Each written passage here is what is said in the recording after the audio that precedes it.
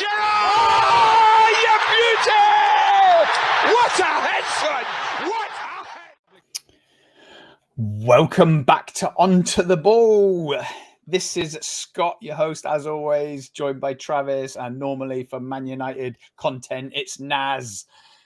Lads, it's Liverpool versus Man United versus Liverpool. No matter what way you put it round, it is our Christmas day. It's what Onto the Ball was made for. There's one team in form and there's one team struggling. It couldn't come at a worse time, probably for Man United fans, Ten Hag in particular, but the fixture list is what it is. Off the back of a humbling 3-0 defeat at home to Bournemouth. Going out of the Champions League at bottom of the group, conceded a record amount of goals.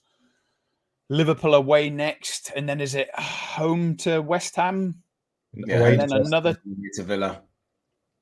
No, the other way around. Away to West Ham, home to Villa. Away West Ham, home Villa. But anyway, it doesn't get much more difficult than this. So let's get straight into it. Liverpool against Man United at the top of the show, Naz. We always do it because I ain't spoke to you in about 2 weeks. Ten Hag, in or out? For me, still in. Oof. It's testing, but it's still in. And I've got theories behind that, but we'll get that into that. No, go straight into it. Because I've said in the group chat, I can't remember if I put it in our Man United group chat or not, but it's never been worse than this. Surely to God in the last 10 years. It really hasn't, but I mean, as the saying goes, it's got to get worse to get better. And I mean, the only way is up. I mean, we get beaten by Liverpool. I'm not even joking. Even if it's 4-0, there's still an improvement from last season. We lost. I mean, unless we get beaten worse, then it's something to really, really talk about. But again, I might turn that into a short Naz, actually. 4-0 will be an improvement on 7-0 last year. Put it as a meme. I'll have it as a meme. But the thing is, it's like we have the same discussion over and over again about every single manager that comes in, Trav. It's like, oh, the player, you always hear the players have lost interest in the manager or they don't believe in him. But it's every single manager, the last 5 every manager since Sir Alex has been the same issue and the same rumors that are coming out. Yeah. Well, I don't know. It's just, for me, you wanted to get that manager in to play that different style, which obviously we haven't seen as yet. But we want a disciplinarian. We've got a disciplinarian, and now people want him out to bring in supposedly and rumored Graham Potter. Ooh, Graham Potter, pot dog, Trav. Are you having pot dog? No, it wouldn't be my preferred choice, Graham Potter, at all. Obviously, in his tenure at Chelsea, it didn't last very long, and he did struggle with a club that's sort of got a similar dynamic to us off the field at the moment.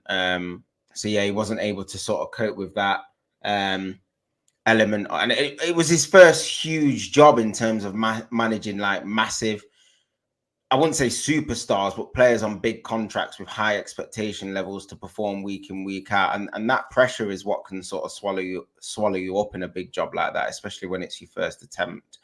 But I don't think managers should live and die by just one attempt in a particular role. I think if you look at David Moyes when he went from Everton to United, and his spell at United didn't last very long. He's gone away and rebuilt his career. It might not be to the level of at the highest level, but I think after the Sociedad job, he's really sort of stabilized himself at West Ham. I know they're struggling a little bit this year, but Graham Potter's career is certainly not over, but he wouldn't be my preferred choice for Man United now.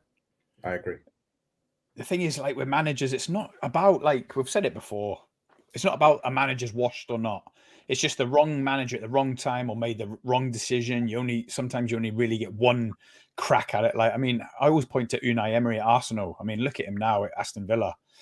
He's absolutely flying. And I don't want to spend too much time talking about Ten Hag's replacement because Ten Hag's still there. Yeah. He's got a lot of backing, as we've got one here, Naz. On Twitter, there's a lot of backing. Obviously, he's got the backing of the ex-pros. You've got Rio Ferdinand. You've got Mark Goldbridge, which we were laughing at his tweets, I think it was yesterday or the day before, Trav. He keeps tweeting, slagging off his team selection or slagging off something. And then his next tweet is, if you want Ten Hag out, you're a nutter. He makes no sense, does he? Yeah, he seems to be very, Goldbridge does this though. We've seen him do this with lost all Trav. the previous managers. Huh? Oh, no, he's back. Sorry, mate. You froze for a second. Oh, sorry, mate. Yeah, we've seen Goldbridge do this notoriously. I think he sort of wants to be seen to be backing a manager right until the end. And then he's got this like fantastic manipulative way of like making you feel stupid if you're not on board with him. That's what he's all about, isn't he? So I think you take sort of his opinions with a little bit of a pinch of salt, because when he goes on, I mean, he hates Onana, don't he? Yeah, you don't like Onana, no, but yeah, look, the most important thing in this situation is the club, and they're backing Ten Hag at the moment. They're bringing in a structure that they want him to work underneath. I think there is a little bit of conflict as to how much power Ten Hag is going to get over the actual recruitment itself. But I think the fans will never truly know what sporting control looks like. We've been told that Sir Jim Ratcliffe and his team are going to have sporting control, but what is sporting control? What do they want that to look like? What do the fans want it to look like? Whether the fans want it to look one way and the club want it to look another way is irrelevant. Who's going to have what remit? And what is not happening now, what we want to happen? What do we actually want clarity over as fans? And what do we want that model to look like? And I think from my perspective, in terms of sporting control, I sort of want to see some policies set in place that are sort of like clear guidelines that any manager comes in has to sort of follow. So, for example, about like the age of players, like the majority and the bulk of the squad should be under a certain age in terms of how you want to build your team long term. I think there should be other parameters in place that managers have to follow as well in terms of contract length, like the amount that we pay players. They're the sorts of things that I see in terms of footballing control and footballing structures to sort of incentivize and motivate players to do their utmost. I mean, just one quick example before we move on. Sir Alex Ferguson used to give players at the academy a really low basic salary and a high performance bonus to sort of incentivize them to want to play more games, so they got paid more. And that was the way he did it with the youngsters. So just things like that, I think we need to sort of rein back in and stop paying younger players such big money from a young age. And it might help with the motivation of players. But ultimately, it's still down to the manager to get the most and keep them grounded. Pep Guardiola does that and keeps players grounded and stuff. So I think a lot of responsibility will still lie with the manager. We've mentioned it on the last poddy, haven't we, Trav? And obviously we'll mention it again. I don't know if you watched the poddy now as you went on it, but what's your hopes and expectations for Sir Jim Ratcliffe coming to the club? I just hope he brings some stability. If it is him that's going to get in, some stability, take away the control of recruitment. Because if we have a look at Ten Hag signing and all the signings that he's brought in, a lot of people saying, oh, he's had him in the past, he trusts him and all of that, and it hasn't worked. Look at Anthony, for instance. That's not worked at all. So I do think they need to look at players how, for instance, I'm going to hate to say this, Liverpool do it, and bring in a player that's going to fit their system properly, that they can build upon. And I don't think Ten Hag or any manager should be that person that makes that decision. That decision should be down to a sporting director, a football director, whatever you want to call it. And they should see their vision, how Ajax, like Overmars, Van der Sar had it. You have them playing a certain way from the youth levels up, and then you get a player on the market that fits that sort of mold that can expand. That's what I ideally would like. A lot of the pressure should be taken off any manager that's there and let the manager do the manager's job. Not all this background noise of takeovers, sporting directors, players acting out, all of that nonsense. It's all noise that's just disrupting the team. And that's what I like. What you are both kind of heading towards is a real restructure of the playing personnel. And again, we mentioned on the last stream, Trav, this is a long solution. This isn't like a one transfer window style of play. This is a real, from the not grassroots, from the foundations of the club and the team. You're talking 3, 4, 5 years. And I mentioned it again, like the turnover of your squad, Naz, there's not enough turnover there. You've still got the Martial's there, Luke Shaw, who's not your worst player. Luke Shaw, if we made a list now of who you'd keep, Luke Shaw's in it, but still, Luke Shaw's been there, what, 7-8 years? Anthony Martial, McTominay is not young anymore, so he's come through the youth system as he outstayed his welcome. But there's these players that have seen 3, 4, 5 managers go. And it is off the back of, like Trav's just mentioned, and you've just mentioned it now, as the Liverpool profile. Okay. I don't know if you know it, but the Liverpool profile as well, it's not just the age, like 22, 23. It's also the wage bracket. These players that we bring in, I can guarantee you right now, Luis Diaz, Dominic Szoboszlai, they're on about 80K a week. They're players that have come from another league to have your chance in the Premier League, to come to a club like Liverpool. Obviously, we've done due diligence. They've got the family background. We know what type of person they are. There's no like dickheads, as they say. Jurgen Klopp's got a no dickheads policy, but they come in, and if you come in and hit the ground running 1 year, 2 year, you get incremented to 120, 140K a week. And then if you become the world star like Mo Salah, you're on 200K a week, like upwards. Simple as that. That's the policy that Man United are still not doing. They're still bringing in Jadon Sancho on the top money. Anthony will be on the top money. Harry Maguire come from Leicester on top money. And it's not just the turnover of players that you need to leave the club to move on to the next stage and bring in this new philosophy, this new type of squad. It's also, you've got to identify them type of players. And these players are just hanging around like a bad smell. I think, although I agree with that, I think there's two things that I want to mention. The first thing, obviously, you've changed your sporting director and still recruited well. So, so you've gone from Michael Edwards to this George Samat, and everyone was kicking off about the signings before they've started performing. So the manager still has to get them to play. He's the one that inspires or motivates and demands and sets that standard. So we talk about culture.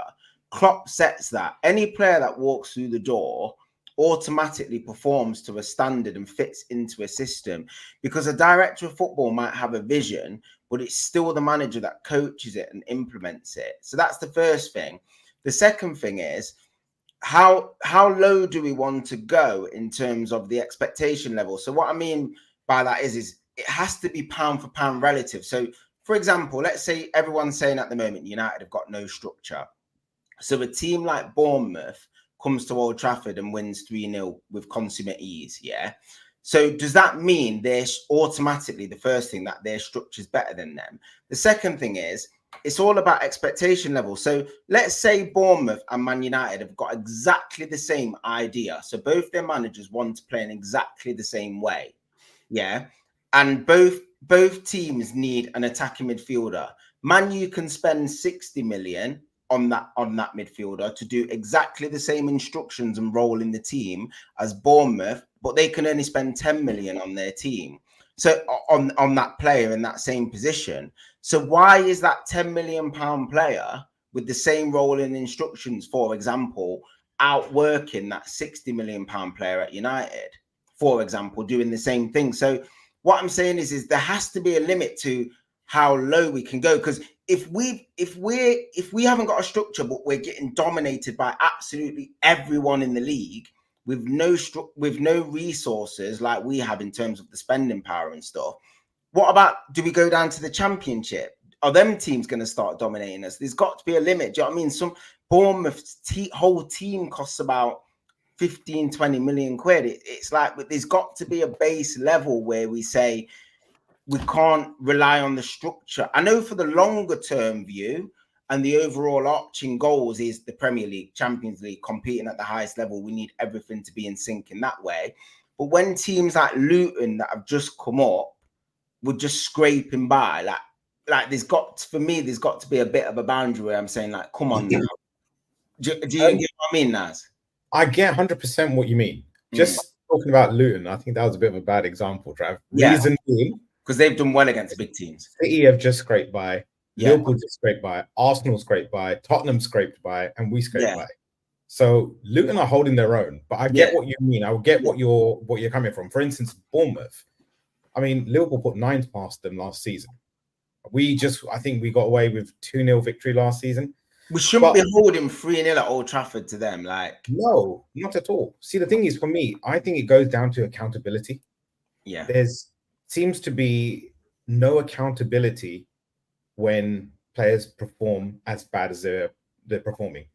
Now, yes, that comes from Ten Hag and that comes from everyone else, but they know that if they don't really care or don't really listen to Ten Hag, who's going to implement any other discipline action against them? Because certainly he does really, doesn't he? I mean, he's dropped Rash. Let's be honest, he's dropped Rash the last couple of games. Yeah, he's dropped Varane. That was a long time coming. The Rash one was a long time coming. Yeah. I think that's what's caused quite a lot of friction as well, like how he's disciplined certain players. Because even with Rash, I'm not condoning his attitude. He's been walking around for a while, do you know what I mean, on the pitch, like really taking the mick on the pitch. And he should have been dropped about 8 games ago, and no one would have argued with it. Mm-hmm. But even Rash is probably thinking, well, I'm playing the same as I did eight games ago, and you didn't do anything. So why now? Like, why now? Unless he just feels it's become untenable. But other players are seeing how he's treating other players as well. So, like, you've got the Sancho thing. Anthony had that disciplinary issue off the field and just walked straight back into the starting lineup as soon as he was available. He didn't even train. Then you've got like Mason Mount, where like he hasn't even been involved. I know he's just got injured now, but there was a 4 to 5 game block in the Premier League where he was fit and wasn't getting in the starting lineup. Like, he must be quite disillusioned as to why he's not getting minutes. I understand with Amrabat, he wasn't 100% fit, but I don't think anyone can guarantee what Ten Hag's going to do with the lineup. I don't think you can. I don't think you can hand on heart trust what he's going to do and how he's going to pick the lineup. Because you don't know who he's going to be fell out with by Saturday, do you? No, that's another thing as well. I mean, how do you feel, Naz? Like, do you feel confident that he's going to pick the right team? Can you see the vision? And it's fine to say you can't see the vision now and he might get it in the future, but at this moment in time, when you watch Man United or before the game starts, do you feel confident that you know what he's going to do with the team and how we're actually going to approach a game? I can confidently say no. Yeah. Confidently say no. Because no matter what happens or what gets said or what performances he puts in, I know for a fact Anthony's going to be on the right wing. Because, like you said, he was out with all that investigation about what went on in his personal life. Yeah. But when Pellistri was playing well, because Anthony was available without training or came back 24 hours before, Pellistri was just dropped like a hot potato. And for me, that just blew my mind. I was just like, this guy is doing well. He's gaining momentum in the first team. And now because Anthony's come back, who is not showing to do anything whatsoever, output-wise, you're just going to bring him back in because you spent 100 million or because you trust him or whatnot. Is that a consequence of because he costs so much though, Naz? No. I mean, if you drop 90 million euros on your player from Ajax, it's a bit like you just have He's been to dropping play him. anyone like that. Do you know what I mean? He's not consistent with how he does it. Go on, Naz. Yeah, I just think it's because he's Ten Hag's boy. Let's just be straight. He's Ten Hag's boy. That's why he's back in. Favorites. He's got favorites, and it's clear to see. Like, when you're struggling and you've got, okay, he's not been in great form, but Varane is still a good defender. He can still marshal that back line. 100%. But then he would rather put Luke Shaw in and then play Gallo at left back when you got Reguilon there as well. It just didn't make sense. It didn't make sense. No. Kobe Mino, Maguire's injured. Does that mean Varane Kobe Mino, where's Kobe Mino been since Everton? I don't think he's made one start. No, he hasn't since then. He came on for 10 minutes or so in one of the games after the Everton match. Galatasaray. And you just think, yeah, there you go, Galatasaray. And you just think, okay, Amrabat played okay, but Mainu he's just something else. Yeah. He's so calm on the ball. He's not rash. He knows where to position himself. Like when he cleared the ball off the line against Everton. Yeah. You just knew someone had to be there, and it was him. Yeah. And he done it. So I don't know. I hope that there is some clear the air talks or whatever it is, because these players really do need to switch on. And the likes of Murta, not even Arnold anymore, but Fletcher really need to go in there and just give him a dressing down and just say, we are backing the manager. If you don't want to be here, leave. Yeah. We were here before you, we'll be here after you, sort of talk. We'll talk more about the actual game soon, but I just want to touch on something that Trav just said. What was it? Like something about expectations, Trav. And I think that's the point that I want to make. And you both probably won't like it because you've grown up on Man United winning leagues and European Cups in the last 30 years. But from an outsider looking in, and it's not bantering from a Liverpool, I honestly think the best thing Man United can do is drop their expectation levels for at least 2 years. I would honestly bring in a disciplinarian or someone like Roy Keane. It sounds mad. As a manager? As a manager, yeah. And I would instill respect back in that dressing room. He would never be able to do it, okay? Because people would say, well, if you're not going to spend in the transfer market, I ain't spending on a season ticket, okay? It wouldn't happen. But I'd say we're not going to spend anything for the next 2 years. All these 90 million transfers and 250 grand wages, forget it. I'm going to get the respect back in the dressing room. I'm going to get rid of the guys that don't want to be here, the mercenaries, the ones that are here for a paycheck that think they've made it, the hard work stopped the minute they walk through the door, clean out the dressing room, bring through the youth team. That would make sense from a business point of view as well, because Man United are so far in debt. Their turnover is so great. They spend nothing for a couple of years. They could shave off 400 million off the debt pile. Guaranteed. That will give them a standpoint. Yeah, no, this is just what I'm saying. That should happen in the 5-year plan. So 2 years, yes, you sign the odd nugget here or there, like Alexis McAllister, 30 million release clause. Of course, bring him in. It's a no-brainer. But you're bringing him in on 80, 90K a week. And again, if he does the job that you hope he does for a year or two, you up him to 150K a week. That's fine. He's got Man United in his blood now. He loves the club. After 2 years, then you have a dressing room. You might be mid-table. Forget about European Cups and winning leagues. But then you start with the turnover you've got, the money you've saved. You start adding nuggets here, then everywhere. And you've got rid of the 350K a week David De Gea's and Jadon Sancho's. Who else is on 350K? Casemiro. You've got rid of all of them, and you are literally starting, like you mentioned, as the Liverpool model of a dressing room full of 80K a week players that want to play for the club, want to do well, want to come to a successful club and be part of a project. And then, yeah, if you unearth a Mo Salah or something like that, of course he's on 200K a week. You happen to stumble across a Van Dijk, 200K a week, and then that's it. You start to look at where Man United can be back. Do you know what? I love that idea, Scott. Like that is sort of the direction we need to go. But I'm not saying there's an issue with that. But what I want to just mention is that a lot of the players that we sign don't come with that attitude. They're not. Yeah, but they will. They will. Because listen, Trav, you know why Jude Bellingham didn't sign for Liverpool? His star reached stratospheric levels. He was straight away, I'm a 400K a week player. That's why we pulled out. Caicedo, it's easy to say, oh, Chelsea were looking after me in the summer. No, they weren't. That'd be tapping up for a start if a fee's not agreed with Brighton. He was dangled the carrot of 300K a week. We come in, we'll pay you 150K a week. It's half. I ain't going to you. Way back in the day when Alexis Sanchez was coming to the Premier League and Luis Suarez left, Alexis Sanchez signed for Arsenal on 350K a week. There's no way we were paying him anywhere near that. So the story came out, his wife preferred London. No, she didn't. He preferred the 350K a week. He wouldn't have even got 200K a week at Liverpool. So that's the thing, Trav. As soon as a player comes in, and it's happening now with this Andre from Brazil. Have you heard? Like, obviously, he was hotly tipped to be joining us. It's ran cold the last month. Apparently, he's going to Fulham. Oh, and it's again, he wants to live in London. No, he doesn't. Fulham are going to give him like 180K a week. We want to sign the next Luis Diaz, Dominic Szoboszlai, 80K a week. If you do what it says on the tin, you'll be on 180K a week, but you ain't getting it now. You do it after you've been wearing the Liverpool shirt for 2 years. Straight away, that's him out. Like, we pull out of deals when these mercenaries are too big for the boots and want a big payday. And for me, that's what Man United need to do. And then let's say 2 or 3 years down the line, sorry lads, I'm on a bit of a rant now for your club.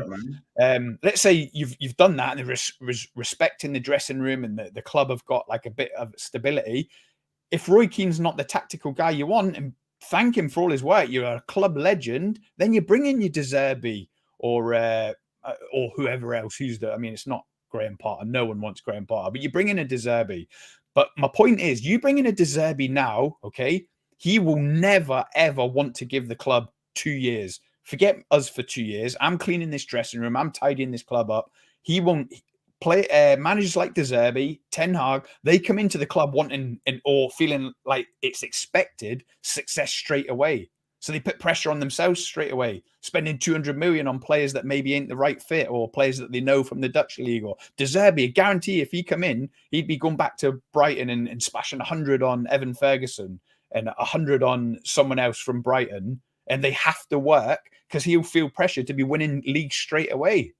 And that is where you go wrong, in my opinion. How many of those United players then? They're not all on 300 grand a week, but how many of those players do you feel we've got now that aren't really justifying that salary? Because I don't think you can put Varane and Casemiro in that bracket. Like Varane, he looks like not average, but the reason there's question marks about Varane is because of the team he's in. He's still an unbelievable player. And when we signed him, I think he warranted that salary. Like Casemiro might have not been the most logical deal. That's absolutely fine. I understand that in terms of his age, but in terms of the ability of the player, like I can't like not justify that salary. I don't know what he was on at Real Madrid, but we signed a top draw player at that time. It might not have been the right signing, but that's irrelevant. In terms of the actual player itself, that's fine.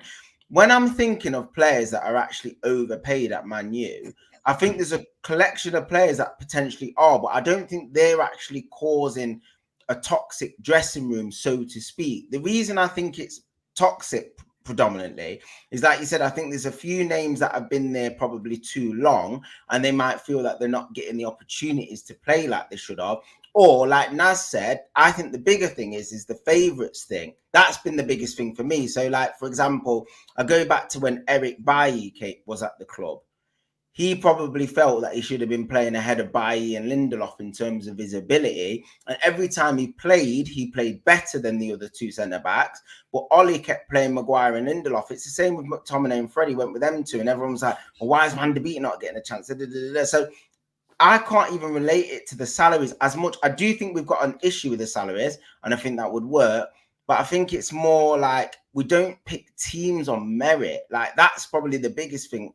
Like we don't relate it to the performances. We just go with who we need to go, who we feel we need to go with, and we just persist with those players, and we don't change it quick enough. That's probably the bigger issue for me. But no, again, that you're talking about the here and now, Trav. I'm talking about the last 10 years. Yeah, I mentioned Luis Diaz and Dominic Szoboszlai. Okay, 75k a week. Luis Diaz is apparently on. Hopefully, he gets a wage rise soon to fend off interest from Barcelona. Dominic Szoboszlai the same. Jadon Sancho comes to the club, and Anthony. Okay, they're on 5-year deals on 300 or 350k a week. Where's the incentive to come in, prove yourself to Man United, and get an increment to take? If you reaches to that level, you'll also get to that level. There is none. You got your 5-year deal. It's feet up, slippers on. Like, where's the motivation? And that's where the flaw is for me.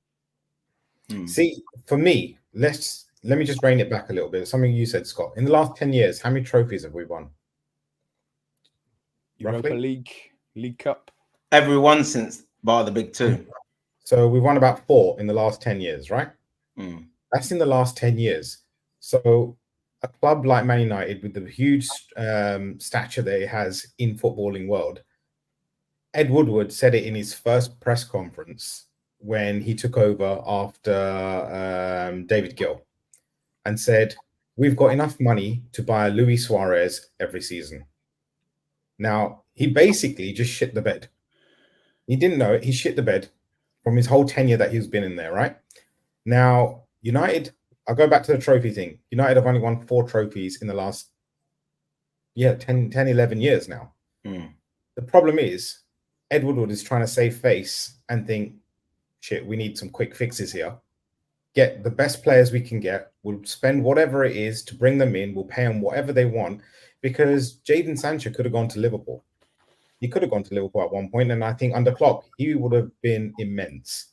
and he would have been on not even half the salary that he's on now, 375k a week. I'm just using Sancho as an example. Yeah. United are getting desperate to get these big name players that have potential. So what do they do?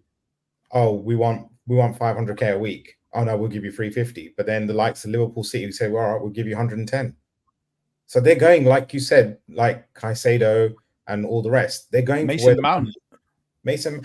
It's just happened. I like the Mount thing, but regarding of the others, over the last 10 years, we've paid over the odds for players. We've paid for mercenaries, basically. We've gone for names that are past their sell-by date. For instance, Cavani.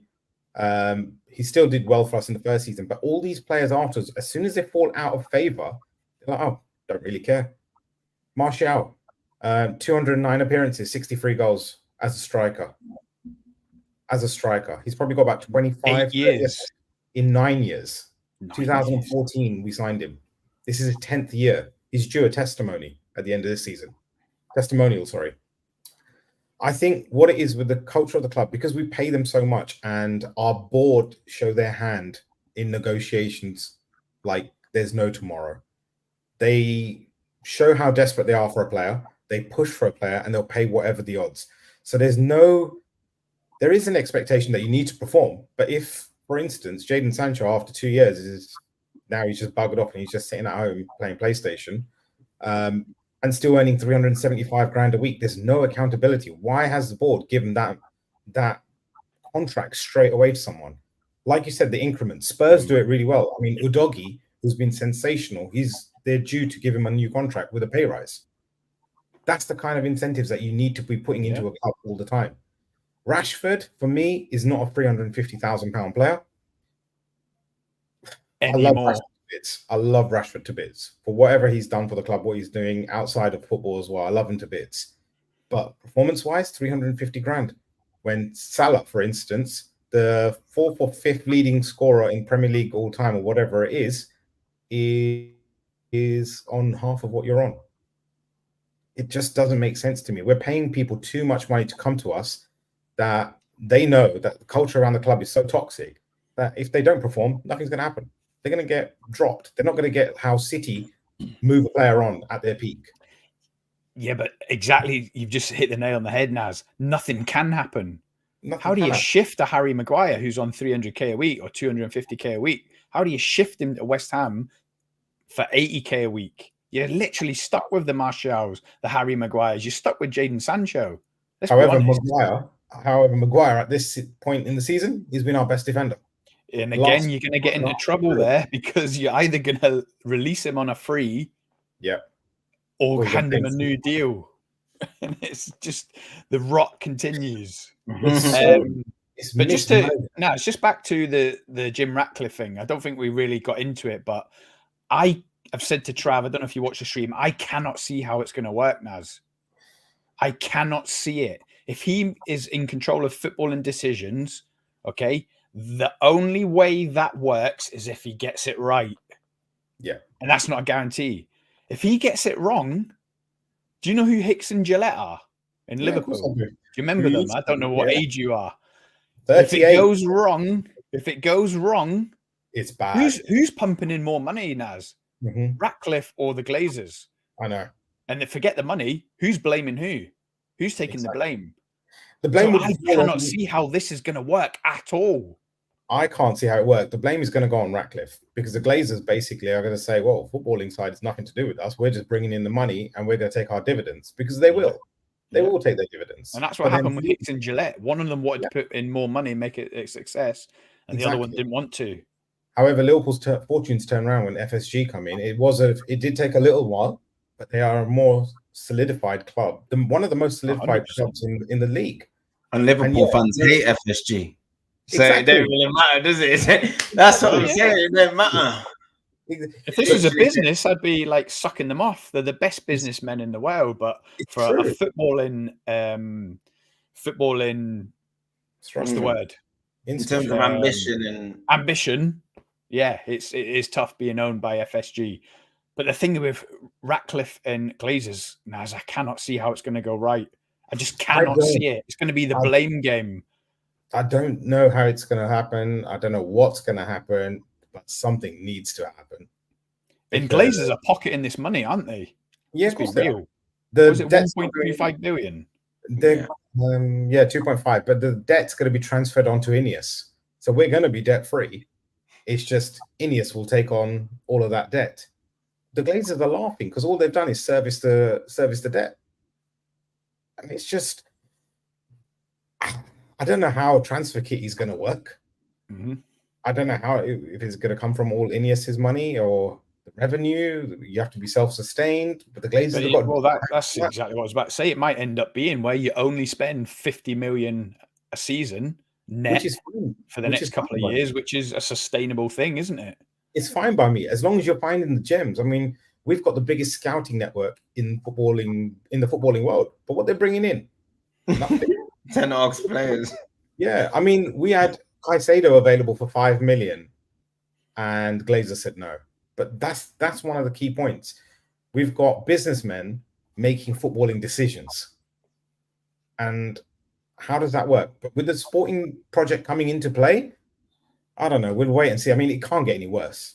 Yeah, unless we're relegated, but it still can't get any worse. Yeah. Is Ratcliffe a sporting guy? He is. He's got his hand in the Sky cycling team. He's got it in Nice. So he's got his few ventures here and there, but Nice are doing well. Their structure's working now this season.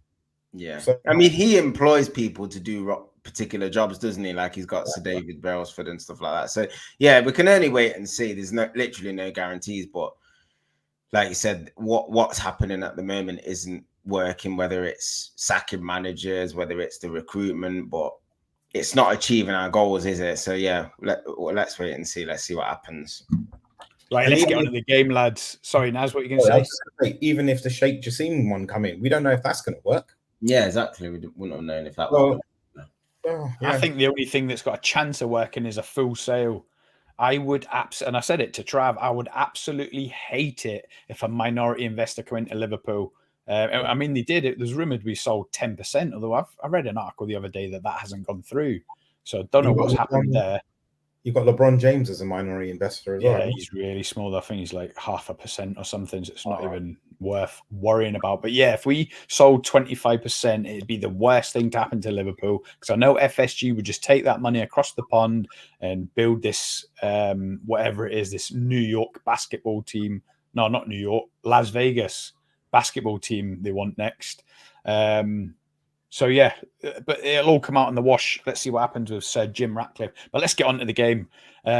Liverpool, it doesn't get any tougher for Man United away to Liverpool, and I cannot wait. I made a big statement in the group to you lads yesterday. Statement or prediction, whatever you want to call it.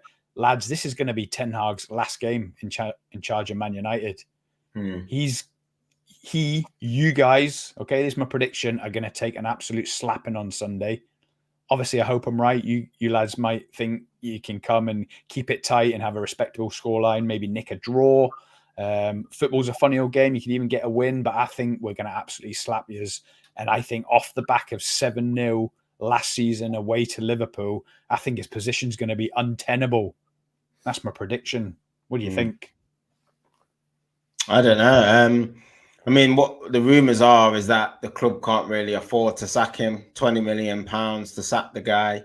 They want to wait until the structure's in place first to make that decision, and they really want to assess how they feel he will perform and what his stance is, because they're basically saying that they want to relinquish some of the control over transfers in terms of him vetoing.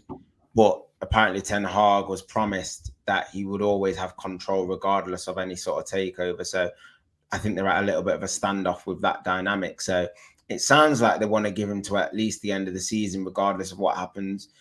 If the club feel this guy is the man, there's literally no point in sacking him after a defeat tomorrow. We've not beaten one team away from home all last season and all this season. So it shouldn't just sack him just because of a heavy defeat to Liverpool. No, that's the thing. I think it'll be a seismic kind of like shock. Yeah, but what difference does it make if you feel he's the guy? Like, if you think he's the guy, fan backlash. No, but obviously, I don't think they do think he's the guy still, do they? There's question marks, and a lot has come out in the last 24, 48 hours about Hot Dog. Graham Potter. So there's murmurings, there's rumours. I just think it's the whether it's going to be a reflex kind of move after an embarrassment at Anfield, that's going to remain to be seen the next 72 hours. But I just think a heavy defeat, but there has to be a process. On social has media, to be a process regardless of what the score is. Like, we're performing. And let's be honest, 20 million, that's nothing, Trav. We're broke. Pay him off. But we're performing badly against everyone. So everyone knows what's going to happen against Liverpool. I'd be very surprised if we just turned it on at Anfield and got a result. Like, everyone knows we're going to lose the game. Do you know what I mean? And I don't think anyone's expecting us to perform any differently than we have all season. Like, it's not going to be a surprise. So, like, just to sack him off the back of that, like, I think he should be sacked based on his performance this season anyway, in general. But just because we've lost to Liverpool, just to sack because of a heavy defeat, if you've not got your target lined up of who you want next, or a process or a plan of an interim or anything like that, then to me, that wouldn't make sense. Like, we have to have a plan in place of what we're going to do afterwards. What that plan isn't my job. But I don't think, like, just because we lose 4 or 5-0 with a poor performance, like, sack the guy just because it's Liverpool. We've just held free to Bournemouth. Do you know what I mean? I don't mean that. I mean, this is going to be the last straw. There's going to be social media pressure. There's going to be a meltdown, basically. I think if it's another embarrassing defeat anywhere near the 7-0. I'm more embarrassed about last week, though. If we get beat by you 5-0 on Sunday, I'm more embarrassed about losing 3-0 at Old Trafford to Bournemouth, because even if you're flying, you can go. I mean, under Fergie, we got slapped by City 6-1 at Old Trafford. Do you know what I mean? That happens. I know we had 10 men at the time, but you can go and lose a big game, and we're not in a good place at the moment, and Liverpool are flying. So is it going to be a surprise if we get beat 4-0? No, it's not. Do you know what I mean? So for them to just say, oh, you got sacked because, like, this isn't untenable now because you've just lost to Liverpool, that's daft. It's more untenable to lose 3-0 to Bournemouth. Do you know what I mean? That's like, coming bottom of the Champions League. These are bigger red flags than losing away at Anfield. We've lost that away at Anfield loads of times. So yeah, I'm not so sure if it's going to be his last game, to be honest. But again, to be fair, that wouldn't surprise me with the club, because the club are impulsive. They do read into fan reaction a little bit too much. So if they do sack him off the back of Liverpool after like a meltdown by the fan base, that also wouldn't surprise me, but it shouldn't be the case. Yeah, I agree. I don't think they'll sack him regardless of the Liverpool result unless it gets into double digits. Let's see how that goes. Yeah. But, I just think, if it gets to double digits, I can see him going. Of course. We lose like 5 or 6. I don't think they're going to sack him. However, I do think by the end of this month, if we lose to Liverpool, we lose to West Ham, lose to Villa, and then we lose to Forest on the 30th, I think it is, I can't see a way back in for him. That's why I'm saying by the end of this month, we've lost every single game this month, I think, so far, I believe. I could be wrong. But we haven't won. I mean, if you think about it, last season, we lost the first 2 games. We got smashed by Brentford and Brighton. Brighton, we lost at home 2-0 or 2-1, and then ripped apart at Brighton. At Brentford. But people were calling for his head after the second game. So it's nothing that we haven't seen before anyway. Like, people were calling Ten Hag. That's what I'm saying. This just feels. But do you think, Naz, you're saying it because of this whole Sir Jim Ratcliffe thing, kind of this cloud hanging over? Do you think that's kind of saving him at the minute? So kind of waiting who's making the decision, and there's a bit to happen upstairs. I think so. I think if this takeover is happening, they're not changing a manager in between, because first of all, Sir Jim would want to be the one that makes the decision, not the Glazers. So I also think we're not going to do anything in January, and they'll say that we've got no money, but I reckon it's to do with a takeover happening. So obviously you can't have any transfers happening during that process. I don't even think we do any loan deals or anything like that. But for me, I honestly do think, I've said it to quite a few friends as well, I do think if Ten Hag doesn't come out with any positivity in the whole of December, then yeah, I think his days are numbered. As much as I hate to say that, I think his days are numbered.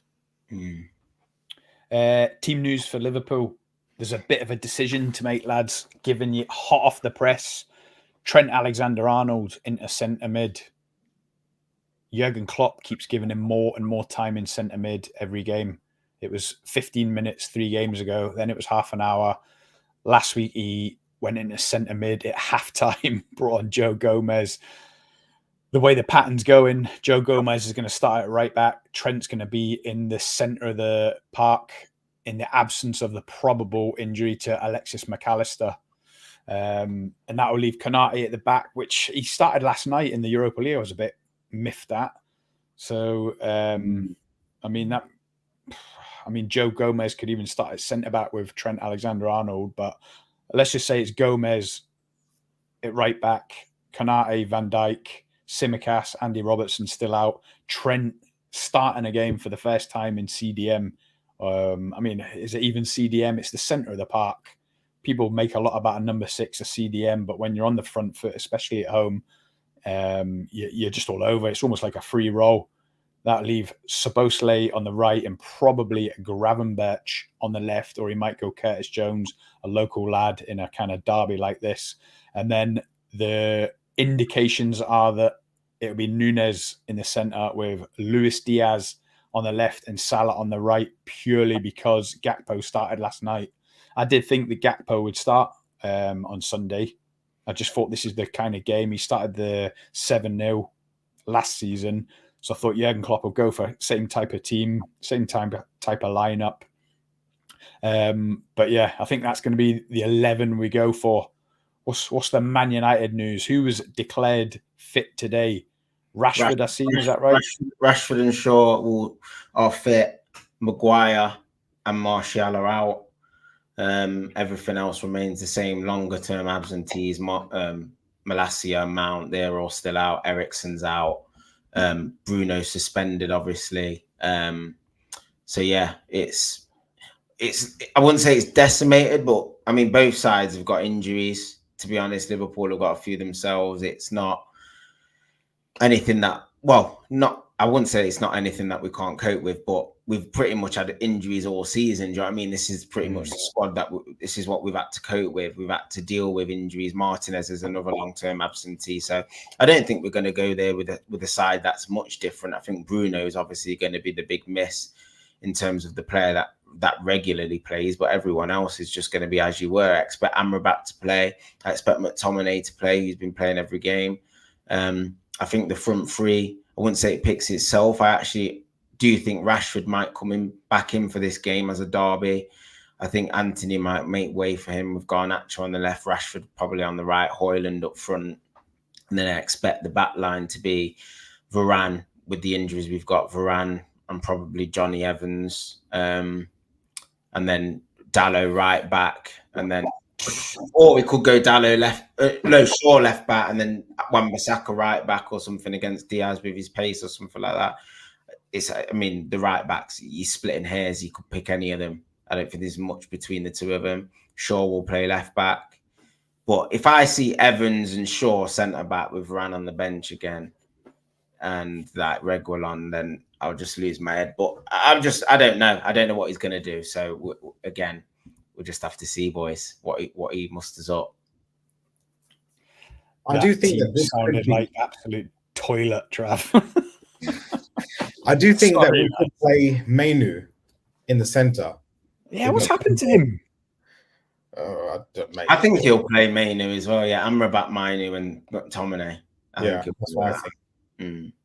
But whatever the rest of what Trav said, yeah, I agree with. I mean, that could be starting lineup. The only thing I could think of that could potentially be a little bit of a banana skin is I don't know if he will drop Højlund and play Martial. I don't think it's the right thing, because I think Højlund could cause more bullying effects to the defenders and back into them. And you know how Virgil van Dijk likes to get tight with them and then just throw him out the way and do his thing. With Martial, he just needs to blow. Martial will just fall.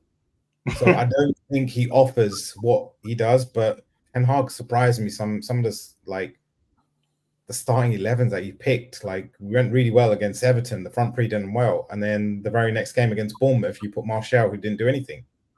You just think if it's not broken, why fix it? Yeah. Martial still playing for Man United feels mad. I've said it to you before, Trav. It's like me watching a Legends game, Naz, and seeing Steve McManaman in this season's Liverpool top. It just looks odd. Looks weird that he's still there. He's getting released on a free, isn't he? Just to touch on Liverpool, obviously going back to the summer, I really doubted whether Klopp still had the hunger. He's massively proved me wrong. And that's what football is all about, having opinions, and whether they're right or wrong, it doesn't really matter. Klopp's doing the business. He really is. And I think Liverpool, they're not at full tilt. They've got plenty of goals in the side. And I think going back to Scott's lineup, I think Núñez will get the nod just purely because United on transitions are absolutely terrible. Whenever we lose the ball, there's acres of space. There's lots of space to run in behind. And there's a lot of space in the middle of the park. So I expect like the likes of Núñez, Salah, Szoboszlai, they all can travel with the ball really well. So I expect United to be caused a lot of problems. And Liverpool have got a fantastic goalkeeper as well. I don't think, even if you do get past the defence and you shoot against this goalkeeper, you're more or less saving everything at the moment. They're in a fantastic place. It's going to be a tough game for United, and I think Liverpool should be sort of excited going into the game. And I think they'll smell blood and really go for the jugular. I think Jurgen Klopp will be getting right into them, saying, let's really rub salt into the wounds here. I think they will be going for another big score. Why wouldn't they? Do you know what I mean? That's what I said in my Liverpool group chat today. A few of the lads are like, I'm worried. Can we be complacent? And I'm like, no, we're going to smell blood. Trust me. Yeah. Any other team but Man U, I can't believe that we'd ever get complacent against Man U, just purely because it's a derby, the history of the two clubs, the rivalry. But yeah, Edward is just joined. How you doing, mate? You okay? Honky, what's your prediction against United? Let's get straight to it. It's the hurtful part. The last 8 games at Anfield, lads, I was looking today, we've won 18-1 on aggregate. You've scored 1 goal in 8 visits to Anfield. Anyone predict a potential shock here? Go. Let's hit me with your predictions then. 3-0 Liverpool for me. 3-0, comfortable. Dominate from start to finish. Couple of goals in the first half, probably add 1 in the second half. Done and dusted. Probably take the foot off the gas at around 60, but make a couple of changes.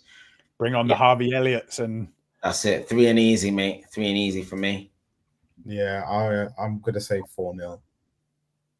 I just don't know. I don't know where we're gonna stop these goals going in. And 4-0 away from we're not gonna score, are we? No, we're definitely not scoring. We haven't scored in the last 2 games, and we had 1 shot against Bayern Munich. I know it's Bayern, but even against Bournemouth, I think we had about 5 shots. Pitiful, mate. I can't see it. I literally can't. Liverpool's XG for goals conceded was should have been about 20 odd.